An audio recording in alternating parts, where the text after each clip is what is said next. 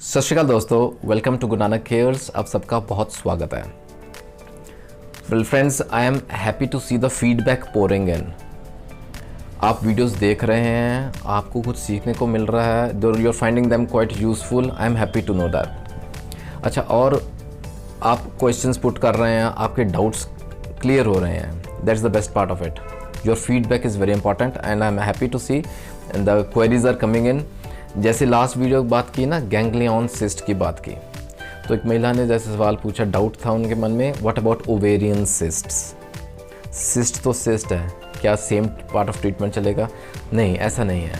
देखिए, ganglion cyst में भी ना, जैसे हमने बात की, the symptoms vary from person to person, तो वहाँ भी ट्रीटमेंट वेरी कर जाता है। ओवेरियन सिस्ट तो है ही डिफरेंट चीज़। आइए आज डाउट्स क्लियर करेंगे, बात करते हैं ओवेरियन सिस्ट्स की, क्या होती हैं, क्यों होती हैं, क्या सिम्टम्स हैं, क्या पहचान है और क्या part of homeopathic treatment, right. और इसके साथ ना जुड़ता हुआ टॉपिक है, I will have a small discussion on vaginal cysts as well. Though they are uncommon, लेकिन उसकी नॉलेज होनी बहुत ज़रूरी है। Will come to know from the symptoms, ठीक है। आइए बात करते हैं ओवेरियन सिस्ट्स की। Let us begin our video. महिलाओं में जैसे हम जानते हैं, there are two ovaries, the left and the right ovary. तो ये ओवरीज के अंदर या ओवरीज के ऊपर ये सिस्ट बन जाती हैं। These are sac like structure, pockets जैसे होते हैं ना, सैक लाइक स्ट्रक्चर्स रहते हैं जिसके अंदर फ्लूइड फिल हो जाता है, सेमी सॉलिड भी होता है लाइक मटेरियल, जिसे हम सिस्ट का नाम देते हैं। Normally these cysts appear during the menstrual cycles, और ये खुद ब खुद डिसअपीयर हो जाती हैं आफ्टर फ्यू मंथ्स, ठीक है। लेकिन अगर इन केस ये डिसअपीयर नहीं होती, ये खुद ब खुद गायब, ये फिनिश ऑफ नहीं होती हैं, तो वहाँ कॉम्प्लिकेशंस आने के चांसेस रहते हैं। Mostly they are harmless, they are painless, तो they present very little discomfort और नो डिस्कम्फर्ट एट ऑल। कुछ ज़्यादा दिक्कतें नहीं देती हैं, लेकिन ये खुद ब खुद डिज़ोल्व होनी चाहिए।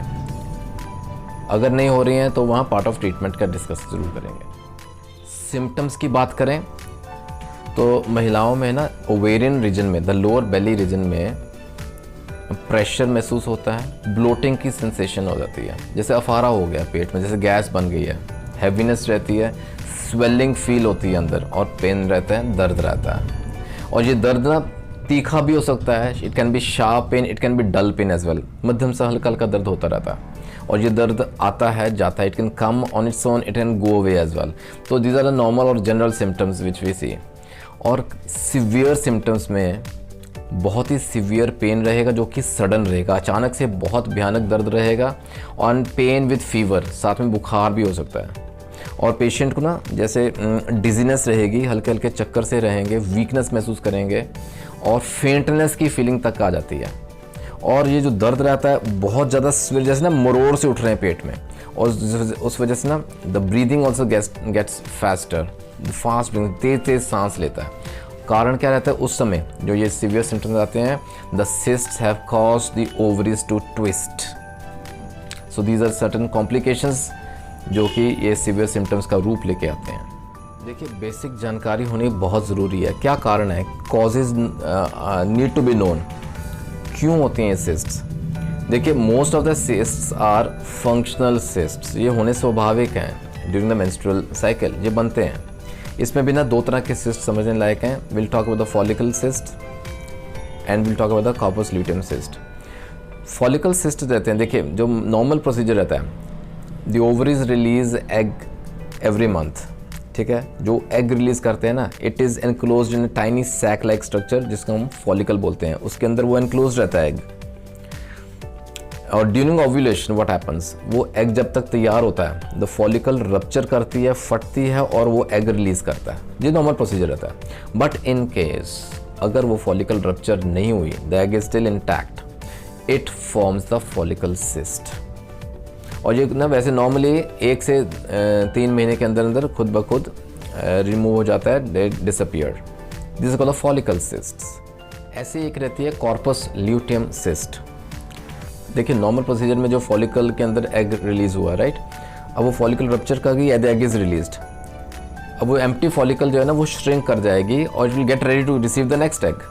This is normal procedure. लेकिन अगर वो क्लोज हो जाए फॉलिकल, उसके अंदर फ्लूइड इकट्ठा हो जाए, तो वो एक सिस्ट का रूप ले लेती है, and that cyst continues to grow the corpus luteum cyst continues to grow और वो दर्द भी कॉज करती है, it can cause bleeding as well.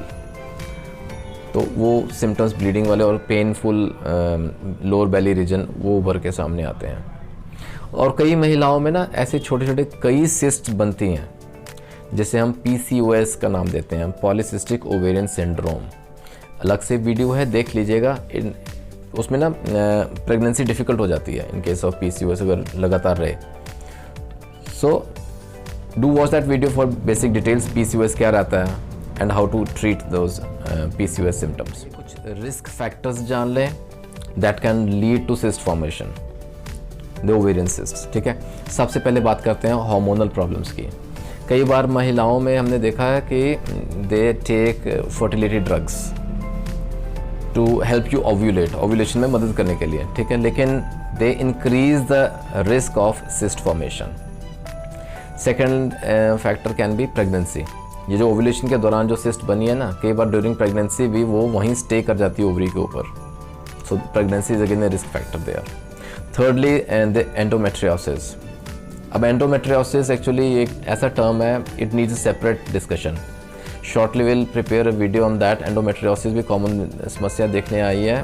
तो एंडोमेट्रियोसिस में ना द यूट्रिन एंडोमेट्रियल जो सेल्स हैं ना, they usually grow when they grow outside the uterus.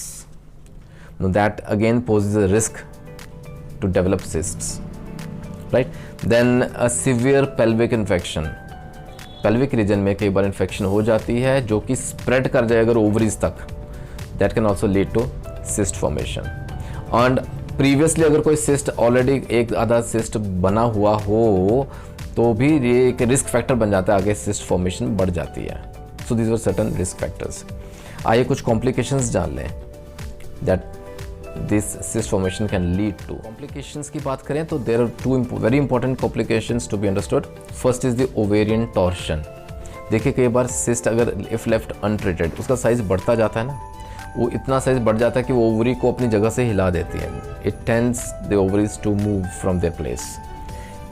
ठीक है, that can cause severe pain with nausea and vomiting. तो इसमें ना जैसे severe symptoms की बात की थी ना, the cysts tend to twist the ovaries. That is called ovarian torsion.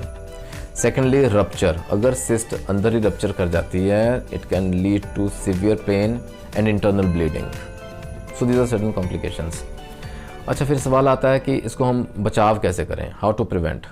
Well friends, there is no way to prevent it. क्योंकि cause ही हमारे कंट्रोल में नहीं है तो prevent हम कैसे करेंगे? But the only thing that we can do is be alert. अगर महिलाओं में कुछ भी बदलाव दिखता है मेंस्ट्रुअल साइकिल को लेके, कुछ भी बदलाव लगता है, टॉक टू योर फिजिशियन और उसको वहीं कंट्रोल करें। That is the only way out. आइए ट्रीटमेंट की बात करते हैं। ट्रीटमेंट की बात करें तो the first line of treatment normally given is like symptoms दर्द के रहते हैं तो पेन किलर्स दिए जाते हैं, medicine are given for pain. Secondly birth control pills दिए जाते हैं, this are basically hormones, they prevent the new cysts from coming. ठीक है, नए सिस्ट नहीं आने देता लेकिन एग्जिस्टिंग सिस्ट पे काम नहीं करता। And thirdly surgery is there. अच्छा, ये जो बर्थ कंट्रोल पिल्स रहते हैं ना, ये भी रूट कॉज को ट्रीट नहीं करते, they just mask the symptoms firstly. ठीक है, and then secondly they can lead to side effects like breast tenderness हो जाती है, नोजिया रहता है, वेजाइनल डिस्चार्ज हो सकता है, वेट गेन हो सकता है, मूड स्विंग्स आते हैं पेशेंट में, and can also lead to migraine. Why not come to homeopathy? They treat safely and surely. दोस्तों, होम्योपैथिक दवाएं जो है ना, they help dissolve the existing cysts और फर्दर टेंडेंसी कम हो जाती है न्यू सिस्ट फॉर्मेशन की। लेकिन याद रखें, talk to your physician, give your proper case because this needs individualized. दवाएं कहीं आती हैं दोस्तों, let us talk about the top 4 to 5 very important homeopathic remedies to treat ovarian cysts. सबसे पहले बात करते हैं लैकेसिस की। बहुत ही महत्वपूर्ण दवा, स्पेशली जहाँ सिस्ट पाई जाते हैं लेफ्ट ओवरी में, राइट? और सिम्टम्स रहते हैं स्वेलिंग एंड पेन रहते हैं in the left ovary, ovarian region में, जो कि बेटर होती है विद मेंसेस। जैसे जैसे मेंसेस पीरियड्स आते हैं तो सिम्टम्स में इंप्रूवमेंट रहती है, कम होते जाते हैं। Also there are females like जिसमें ना बहुत स्कैंटी रहते हैं मेंसेस, शॉर्ट रहते हैं, कम आते हैं और थोड़ी देर के लिए रहते हैं। और कई बार जो मेंसेस हैं वो ब्लीडिंग जो ब्लैकिश कलर में रहती है, वहाँ लैकेसिस ज़रूर दें। Another very important medicine is lycopodium, specially जहाँ ना राइट साइडेड ओवरी, जो राइट ओवरी है उसके अंदर सिस्ट पाए जाएँ, बर्निंग पेन रहती है इन दी ओवरी, महिलाओं में ना मेंसेस भी इरेगुलर रहते हैं, and always look for abdominal bloating symptoms. अगर ये सब हैं तो वहाँ लाइकोपोडियम ज़रूर काम करेगी। Another very important medicine is colocynthis, बहुत महत्वपूर्ण दवा, जहाँ ना पेनफुल सिस्ट रहते हैं और बर्निंग सेंसेशन रहती है इन दी ओवरीज, और that gets better when the patient bends double. जब वो झुकता है ना, ऐसे बेंड करता है आगे को, तो उसको रिलीफ मिलता है पेनफुल सिम्टम्स से, और वो जो ओवेरियन का रीजन है वो हार्ड सख्त रहता है और सूजन महसूस होती है, वहाँ कोलोसिंथेस ज़रूर देंगे। मेलिफिका बहुत महत्वपूर्ण दवा, जहाँ ना तीखा दर्द रहता है, sharp stinging and cutting pain in the ovaries वहाँ, और हैवीनेस रहती है ओवेरियन रीजन में, वहाँ हम एपिस देंगे। दोस्तों एक और बहुत बेहतरीन दवा है जिसका नाम है ओवोफोराइनम। ये वहाँ देंगे महिलाओं में जहाँ ना ओवेरियन सिस्ट रहती हैं, particularly in those women who are approaching climacteric age, यानी कि जहाँ ना क्लाइमैक्ट्रिक डिस्टर्बेंसेस रहती हैं। अगर जैसे मीनोपॉज को अप्रोच कर रही है महिला, तो उनमें अगर ओवेरियन सिस्ट फॉर्म होते हैं और दिक्कतें रहती हैं मीनोपॉजल, तो वहाँ ओवोफोराइनम ज़रूर देंगे, स्मॉल डोज में देंगे, क्योंकि यहाँ बहुत दोस्तों ख्याल रखना पड़ता है, जो क्लाइमैक्ट्रिक एज में पहुँच रही है, मीनोपॉजल एज में जाके, जैसे with advancing age we can say, तो ये जो सिस्ट बनती है ना, तो उनके कैंसरस होने के चांसेस बढ़ जाते हैं। Oophorinum will give in small potency to start with. और भी हैं दोस्तों, we should remember the role of Thuja here. अच्छा, pulsatilla and CP are also playing very important role to get rid of ovarian cyst, लेकिन याद रखें symptoms के आधार पे ही दवा का चयन किया जाएगा, राइट। बहुत बेहतरीन दवाएं हैं होम्योपैथी में दोस्तों, जहां हमें ना सिम्टोमेटिक रिलीफ मिलना शुरू हो जाता है तुरंत, and we get rid of surgery. दोस्तों यहाँ ना थोड़ा सा नॉलेज वेजाइनल सिस्ट की भी ले लें। Vaginal cyst though they are uncommon, इतना कॉमन नहीं रहता, लेकिन वो याद रखें बिनाइन रहती हैं, and they are found in the inner lining of the vagina, ठीक है, वेजाइनल वॉल में पाई जाती हैं। अच्छा, जिस तरह की वो अंदर की एपिथेलियल लाइनिंग इन्वॉल्व रहती है सिस्ट फॉर्मेशन में, उस तरह की उसकी क्लासिफिकेशन की जाती है। दिक्कतें यहाँ भी आती हैं। अच्छा, ये they might be squamous inclusion cyst, जिसे कहते हैं बाथोलिन सिस्ट है, गार्टनर्स डक्ट सिस्ट है, एम्ब्रियोनिक सिस्ट है, या मुलेरियन सिस्ट है। अलग अलग तरह की क्लासिफिकेशन रहती है, we won't go into the details. लेकिन जहाँ भी वेजाइनल सिस्ट है पेशेंट में, अच्छा ये ना कंजेनिटल भी हो सकती हैं, बाय बर्थ भी हो सकती हैं, और ड्यूरिंग चाइल्डहुड और ड्यूरिंग एडल्टहुड भी हो सकती हैं। जहाँ कहीं वेजाइनल सिस्ट हैं, nothing to worry, come to homeopathy. दो बहुत महत्वपूर्ण दवाएं हैं दोस्तों to get rid of vaginal cyst as well.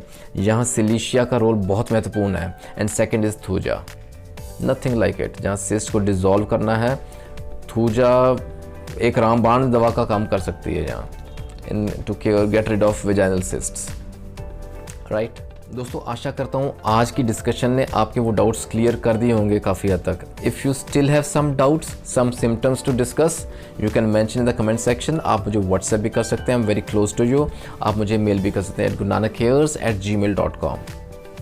Keep on sending your request, will upload the videos in a separate discussion, और जल्दी मिलेंगे आपको अगले वीडियो में। Take care of your health, God bless.